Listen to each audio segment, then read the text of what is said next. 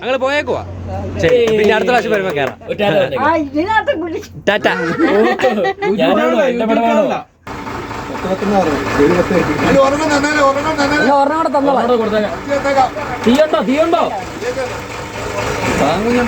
ഇന്നാ ഒരു ടാറ്റ പറഞ്ഞേ.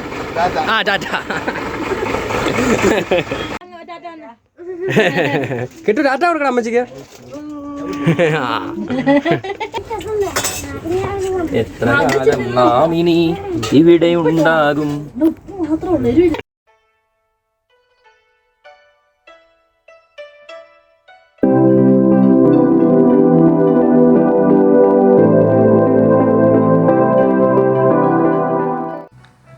അമ്മച്ചി കൊട്ടാരത്തിലെ കാഴ്ചകൾ കണ്ട് തിരികെ പോവുകയാണ്.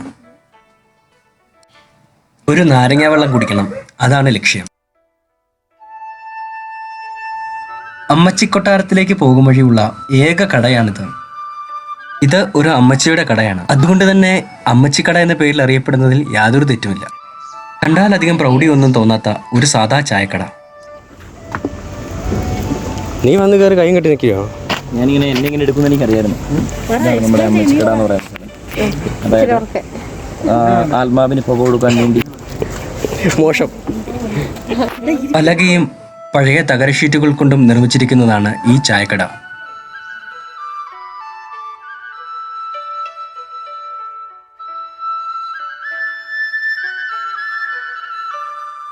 പ്ലാസ്റ്റിക് കുപ്പയിലെ ആഹാര സാധനങ്ങൾ ആരെയും ആകർഷിക്കുന്ന രീതിയിൽ അടുക്കി വെച്ചിരിക്കുന്നു.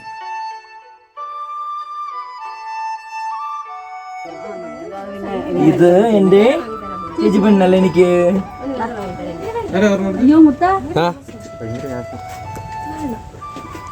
ചേച്ചി നാരങ്ങളുണ്ടോ ചേച്ചി? ഉണ്ടോ? എനിക്ക് ഒരു നാരങ്ങളും. നാരങ്ങളും വേണോ? മൂന്നെണ്ണം മതി എല്ലാവർക്കും കുടിക്കാൻ. നാരങ്ങ വെള്ളം വേണം.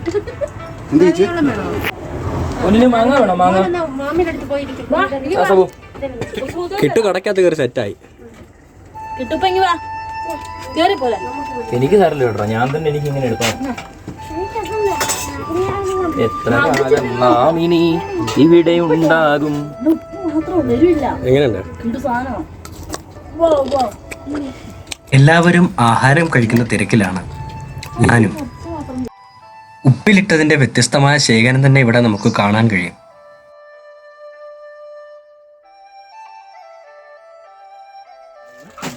ഇതിവിടെ എത്ര നാളായി അമ്മച്ചി തുടങ്ങിയിട്ട്?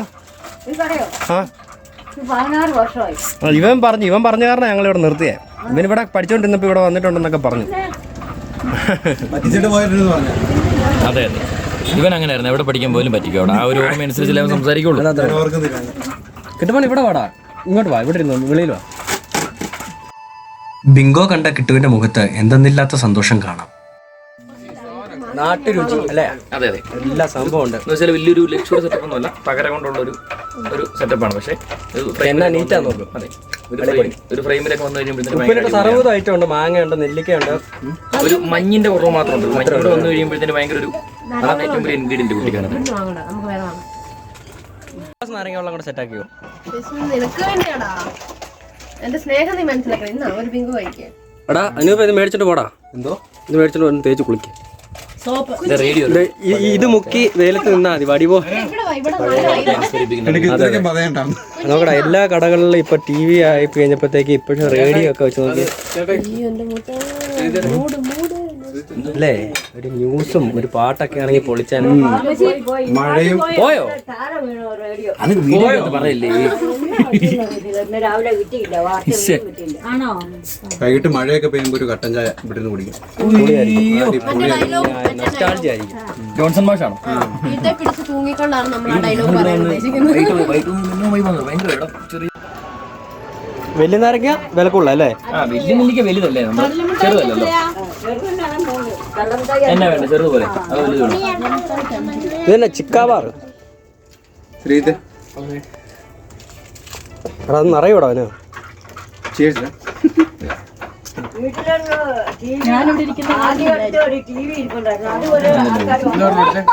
പഴയ സാധനങ്ങൾക്ക് ഇപ്പൊ ഡിമാൻഡ് ആയി തുടങ്ങി. അതാ റേഡിയോക്ക് നല്ല വില. 1000 രൂപ നല്ല റേഡിയോ മേടിക്കാൻ. ആണോ? ഇതാണ് 10 രൂപയുടെ കള്ളമിഠായി, ഇതാണ് 5 രൂപ. ഇത് 5 രൂപ. ഈ 5 രൂപ രണ്ടെണ്ണം ചേർത്ത് 10 രൂപ എത്ര ആവും? ഇത് കേൾക്കാം.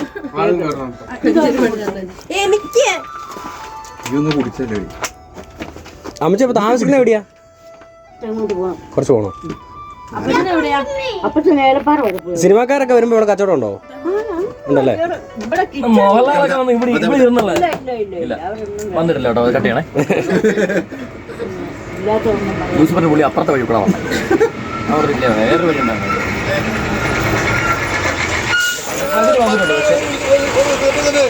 അമ്മച്ചി 10 രൂപ 10 രൂപ ഇല്ലെന്ന്.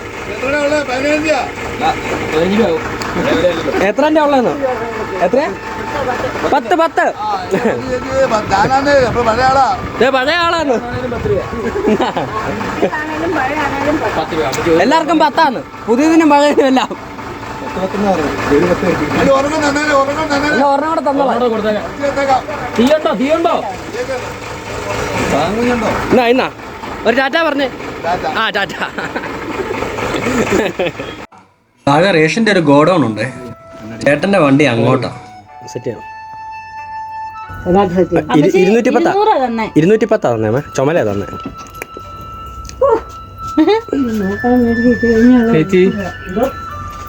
ഞങ്ങള് പോയേക്കുവാ. ശരി, പിന്നെ അടുത്ത പ്രാവശ്യം വരുമ്പോ കേറാം. ടാറ്റ.